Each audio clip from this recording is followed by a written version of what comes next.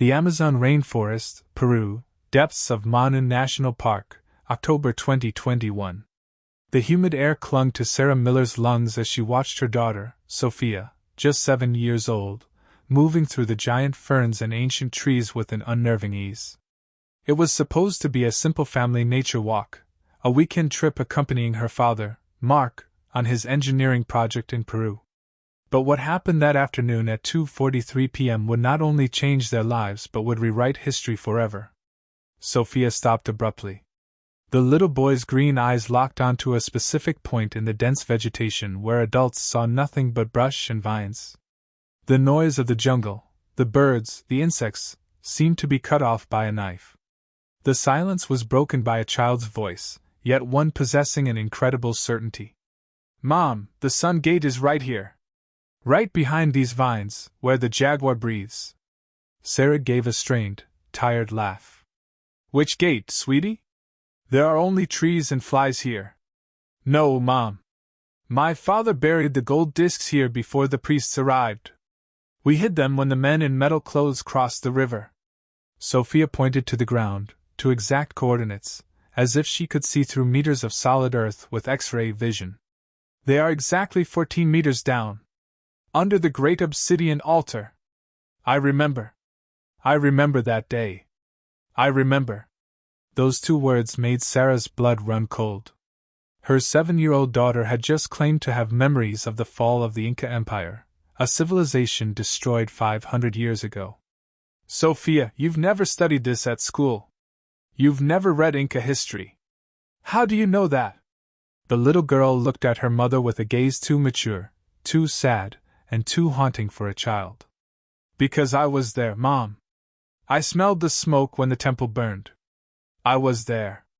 What you are about to discover is the most shocking and unbelievable story ever documented about a child. A story that has driven archaeologists, geneticists, and theologians worldwide into a corner. A story proving that some truths are impossible to explain until they happen. And it all began at that moment in the Amazon when a little girl revealed a 500-year-old secret that no one should have known. To understand the impossible, you need to know who Sophia was before that day. Until 2020, Sophia Miller was a completely normal girl living in Chicago, playing with dolls, watching cartoons, and afraid of monsters under her bed. Her family was a modern American family who believed in logic and science. Her father Mark was a civil engineer, and her mother Sarah was a dentist. Then came November 2020. The terrible accident. Sophia fell into the family's backyard pool. When her mother found her, her small body was floating motionless on the water. According to medical reports, Sophia was clinically dead for exactly 3 minutes and 42 seconds. No oxygen reached her brain. Doctors said that even if she woke up, there would be permanent brain damage. She might not speak or walk again. It was a tragedy. But when she opened her eyes in the hospital, what doctors called a medical miracle occurred. There was no damage. But Sarah noticed something strange in her daughter's eyes. A depth that hadn't been there before, the weariness of a soul that had lived for centuries. That night, she whispered to her husband Mark. "She's not the same kid, Mark. She looks at me, but it's like she's not seeing me, but seeing through me." The first signs were subtle but disturbing.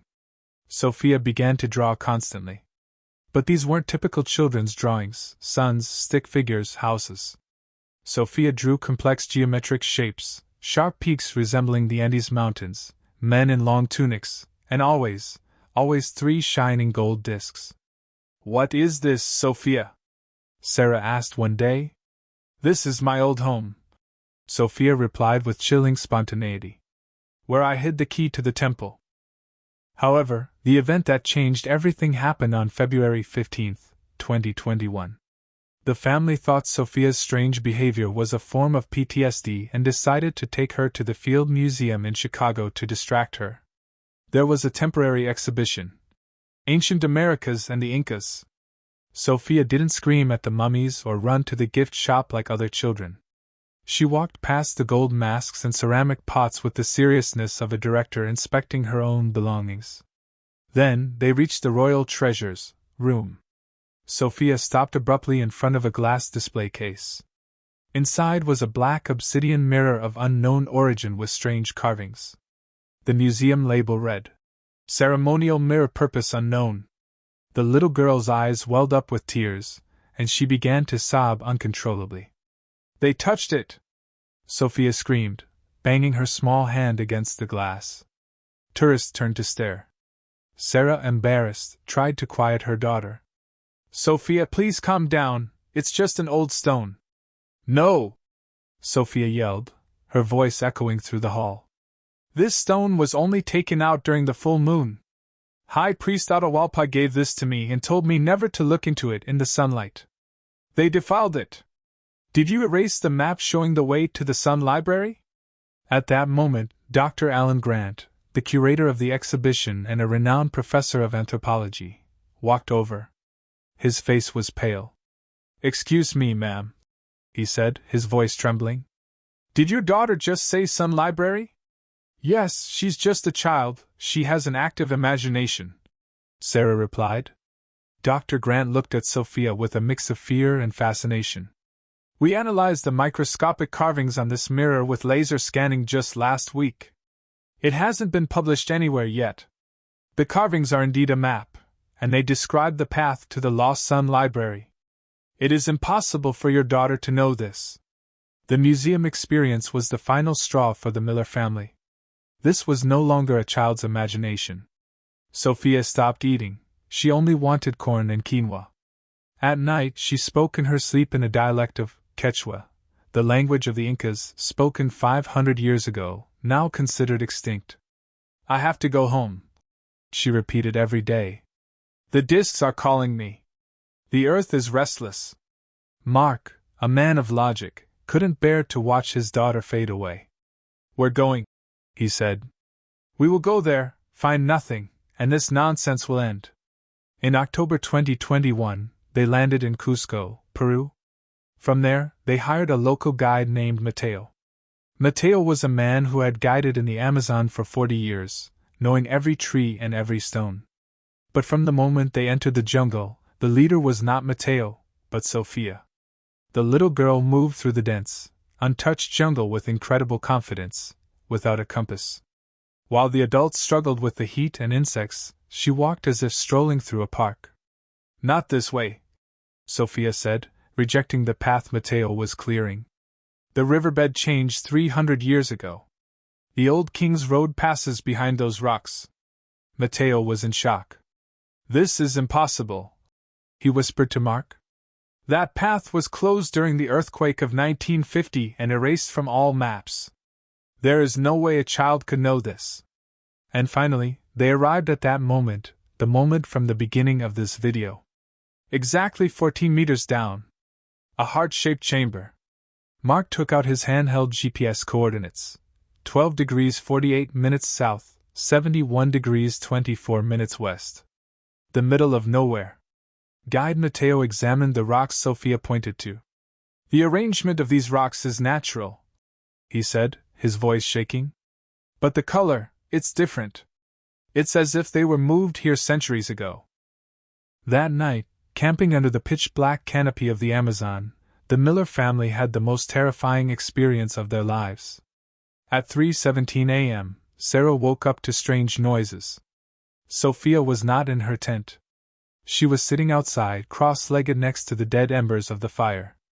Mark immediately turned on his camera and started recording. Sophia was speaking. But she wasn't alone. 2 different voices were coming from her mouth. Sarah felt her blood run cold. In her normal, high-pitched child's voice, she asked, "Why does remembering hurt so much?" Then, a second voice replied from her very throat, deep, authoritative, ancient, and undeniably that of an old woman. "The awakening of the soul takes time, Koya. The relics are safe. You have brought these strangers to the right place." The recording lasted exactly 42 minutes. Sophia spoke the royal dialect of Quechua, a language spoken only by nobility, with a flawless accent. Linguists who listened to this recording later would be in shock. No one alive today speaks this dialect naturally.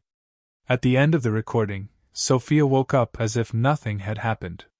Good morning, Mom. Can we start digging now? The sun priest is waiting. On the morning of October 23rd, exactly at the date and time Sophia predicted, when the first rays of the sun hit the Jaguar Rock, Dr. Alan Grant and his team, experts summoned by Mark, arrived at the site. They carried state-of-the-art ground-penetrating radar, GPR, equipment. Sophia stood aside watching like a construction foreman. Right here, she said. Be careful, there were poison dart traps at the entrance, but they should be rotted away. Dr. Grant looked at the radar screen and gasped. This can't be, he muttered. There is a man-made void 13.8 meters underground. A heart-shaped chamber. And we are detecting high metal density. The excavation began. On October 24th, in the late afternoon, the workers' shovels hit something hard. A carved stone slab. When the slab was lifted, air from 500 years ago hissed out. Dr. Grant climbed down with a rope. When he turned on his flashlight, his knees nearly gave way at the sight. It was a heart-shaped room, exactly as Sophia had described. The walls were lined with solid gold plates. And in the center of the room, on a stone altar, sat 3 black obsidian discs and perfectly preserved leather parchments. This was the legendary Inca Sun Library, the great archive that had been searched for centuries, hidden from the Spanish conquistadors. But the biggest shock came with the reading of the leather parchments. Carbon-14 tests confirmed the parchments dated between 1530 and 1535. Dr. Grant began to translate the ancient text with trembling hands. This is a farewell letter, he said. Sophia approached the parchment and touched it with a sad smile. Read it, please, she said. I want to hear my own voice. The text read, I, daughter of the sun, guardian of the temple, Koya. I write these lines just before leaving my body. The invaders are approaching. My people are dying. But our knowledge will not be lost. I hide these discs in the heart of the earth, in the breath of the jaguar. I swear that my soul will return in a new body, a young body capable of remembering. You will know me by the child who cries for mountains she has never seen. Mark almost dropped the camera. His 7-year-old daughter was listening to a letter she wrote 500 years ago. The rest of the text was a warning to humanity. I will return when the soil is poisoned and the waters turn black. These discs hold the secret of how to heal nature. Protect them. 2 years have passed since that day. Sophia Miller is now 9 years old.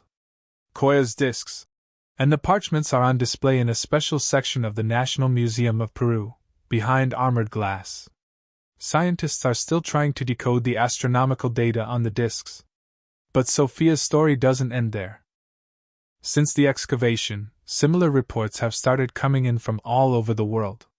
Researchers call this ancestral memory syndrome, or popularly the Amazon syndrome. In Japan, 6-year-old Hiro knows 17th-century samurai sword techniques without any training and uncovered a secret underground tunnel. In Norway, 5-year-old Elsa drew a map of the Viking voyages to America and pinpointed a previously unknown settlement. It is as if a group of ancient souls returned to Earth simultaneously, for a specific purpose. Dr. Grant wrote in his latest article, perhaps reincarnation is not a random event as we thought. Perhaps when humanity is in danger, the sages of the past return in the bodies of children to help us.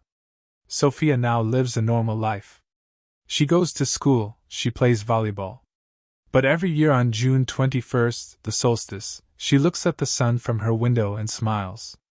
And she asks us this question: if your child tells you about a place they've never been, or cries for people they've never met, do not silence them.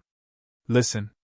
Perhaps the next great discovery of human history is hidden in the memory of that child playing with toys in your living room.